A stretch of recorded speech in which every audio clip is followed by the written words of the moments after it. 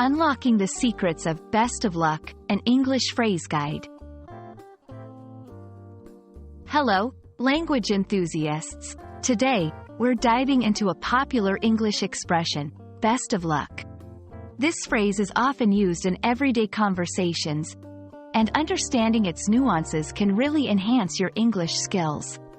So, let's get started.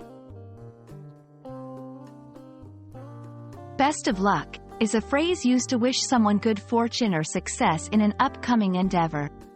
It's a positive, supportive expression, often used when someone is about to undertake a challenging task, like an exam, job interview, or a new venture. This phrase has its roots in the concept of luck being a key factor in success. Over time, best of luck has become a common way to express encouragement and goodwill. It's used across various English-speaking cultures, making it a versatile addition to your vocabulary.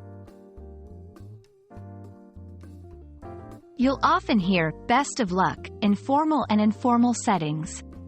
It can be used among friends, colleagues, and even in professional emails. Variations of the phrase include good luck, wishing you all the best, and hope everything goes well. A common mistake learners make is using best of luck in inappropriate contexts. Remember, it's used for future events.